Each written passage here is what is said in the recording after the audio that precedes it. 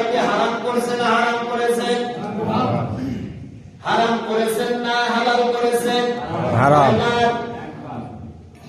এইবার আসেন, তাহলে শুকুরের মাংস যদি একবার হারাম হয়, আর একটা কথা আছে, সেটা হলো যে সমাজের ভিতরে নামাজি বান্দার ভিতরেও মানুষ আছে, নামেও মুসলমান, সুদে খাতায় নাম দেখায় আর সুদের টাকায় জীবন করে, এরাও আছে না নাই?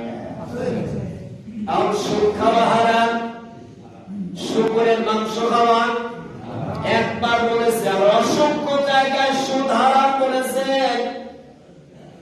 কিন্তু আপনাকে যদি দেওয়া হয়, ভাই আপনি শুকুরের মাংস খান, খাবেন আপনি না? কিন্তু আপনাকে যদি সুদের টাকা দেওয়া হয়, আপনি খাবেন?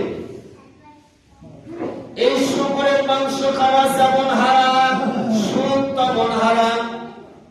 জোর করে অবৈধভাবে চাঁদা তোলাও হারাম, কথা বলেন না? ঠিক। টেন্ডারবাজি করা হারাম, রাষ্ট্রীয় তহবিল থেকে টাকা চুরি করা হারাম, কথা বলেন না? ঠিক। আজকের প্রেক্ষাপটের সাথে মিলায় নেন, চাঁদাবাজের অভাব নাই। একটা দোকান করবে, ওখান থেকে বাটা কাটতেছে, কথা বলে না? কার জন্য করতেছেন এই চাঁদাবাজি? বিবির জন্য, সন্তানের জন্য, না হলে নেতার জন্য, কথা বলে না? ঠিক। কিন্তু এই মানুষগুলো তো আপনার পাশে কখনো দাঁড়াবে না, কারণ আপনি যখন মারা যাবেন আপনাকে হিসাব দিতে হবে, দ্বিতীয় কাউকে এই হিসাব দেওয়া হবে না, কথা বলে না? অন্য কাউকে হিসাব দেওয়া হবে না দাদা ভাই। এই জন্য আল্লাহ সুবহানাহু ওয়া তাআলা সূরা ইনসানের ভিতরে বলেন, যাররাতিন খায়রান ইয়ারা ওয়া মান ইয়ামাল মিসকালা যাররাতিন শাররান ইয়ারা। আল্লাহু আকবার। যদি যারা পরিমাণ ভালো কাজ যদি করো, ও বান্দা, আমি হাসরের মাঠে তোমাদেরকে সেটা দেখাইতে সক্ষম। বান্দা যদি তোমরা যারা পরিমাণ পাপ করো, গুনাহ করো, সেটাও দেখাইতে সক্ষম দিকে আল্লাহ। তাহলে আমি আপনি কি কাজ করলাম, সব কিছুই আমার যদি কিয়ামতের ময়দানে ওপেন হয়ে যায়, দাদা ভাই, এই জন্য চাঁদাবাজি বন্ধ করতে হবে, সুদ বন্ধ করতে হবে, ঘুষ বন্ধ করতে হবে, কথা বলুন ঠিক কিনা?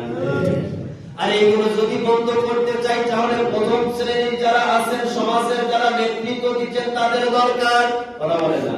কারণ আজকে সমাজে যারা নেতৃত্ব দিচ্ছে, অধিকাংশ চাঁদাবাজির লিডার, কথা বলেন না কেন?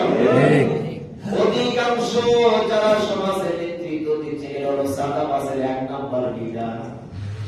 চাঁদাবাজি করতেছে দিনে রাতে, আর উনি বাড়ি থেকে সুবহানাল্লাহ তাসবিহ দিচ্ছে, কথা বলেন না? কারণ হলো, উনি যদি একবার যদি বলতেন খবরদার চাঁদাবাজি করা যাবে না, দলের ভিতরে একটা মানুষ ছিল না যে চাঁদার দিকে হাত বাড়ায়। কারণ অনেক হারামখোর আছে, নিজে খাচ্ছে এবং দলটাকে পরিচালনা করতেছে অবৈধ টাকা দিয়ে। এমন আপনি যদি এই কাজ করে চাঁদার টাকা তুললেন, দলে ভাগ করলেন, কর্মীকে ভাগ করে দিলেন, আপনার সমাজে ব্যবস্থা করলেন, আপনার পরিবারে চালালেন, বাকি টাকা দিয়ে যদি হজ করেন, 100 বার না 1000 বার যদি চাঁদার টাকা দিয়ে যদি হজ করেন, আদেও কি হজ হবে? ওই টাকা দিয়ে যদি মানুষকে দেখানোর জন্য শীতের সময় কম্বল দেয়,